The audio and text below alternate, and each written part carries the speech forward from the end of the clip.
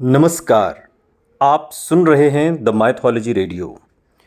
एक पौराणिक कथा के अनुसार जब पांडव 12 वर्ष का वनवास काट रहे थे तो एक वर्ष के अज्ञातवास में भगवान श्री कृष्ण ने पांडवों को अलग अलग कार्य सौंपे थे और इसी कड़ी में उन्होंने अर्जुन को दिव्यास्त्रों को इकट्ठा करने के लिए भेजा।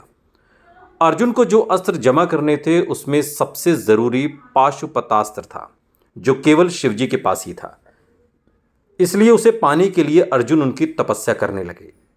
भगवान शिव अर्जुन की परीक्षा लेने के लिए किरात यानी शिकारी का रूप धरकर वहां पहुंचे और उसी समय वहां एक मोकासुर नाम का दैत्य जंगली सुअर बनकर आतंक मचा रहा था, जिससे अर्जुन का ध्यान भंग हो गया। विकराल सुअर को उत्पात मचाते देख अर्जुन ने उस पर तीर चला दिया, लेकिन उस सुअर का एक नहीं बल्कि एक साथ 2 तीर उसे आ लगे और इससे अर्जुन चौंक गए। जब आसपास नजर घुमाई तो देखा थोड़ी दूर पर एक शिकारी भी धनुष ताने खड़ा है।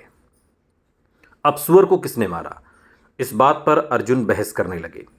बहस करते वक्त अर्जुन ने अहंकार में खुद को संसार का सबसे बड़ा धनुर्धर बता दिया। इसके बाद किरात रूप धारण किए हुए शिवजी और अर्जुन में युद्ध छिड़ गया और दोनों में भयंकर युद्ध होने लगा। लेकिन अर्जुन किरात पर जितने भी वार करते सब विफल जाते और उससे अर्जुन द्वारा प्रयोग किए गए सभी अस्त्रों को नष्ट कर दिया गया। किरात ने फिर अर्जुन को उठाकर दूर फेंक दिया। किरात के रूप में शिवजी का स्पर्श पाते ही अर्जुन को अपनी तपस्या याद आई और उसे यह युद्ध बेकार लगने लगा। उसे लगा कि वो अपने लक्ष्य से भटक रहा है। फिर उसने युद्ध छोड़कर रेत से शिवलिंग बनाया और पूजा करने लगा। किरात ने उसे फिर ललकारा, लेकिन जब अर्जुन ने किरात को देखा तो आश्चर्य से भर गया कि उसने पूजा के दौरान जो फूलों की माला शिवलिंग पर चढ़ाई थी वही किरात के गले में थी।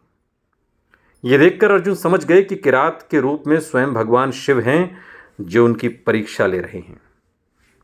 अर्जुन उनके चरणों में गिरकर माफी मांगने लगे और तब शिवजी अपने असली रूप में प्रकट हुए और उसे वरदान स्वरूप अभेद्य पाशुपतास्त्र अस्त्र दिया और युद्ध में विजय होने का वरदान भी। सुनते रहिए द माइथोलॉजी रेडियो, सुनता है सारा इंडिया।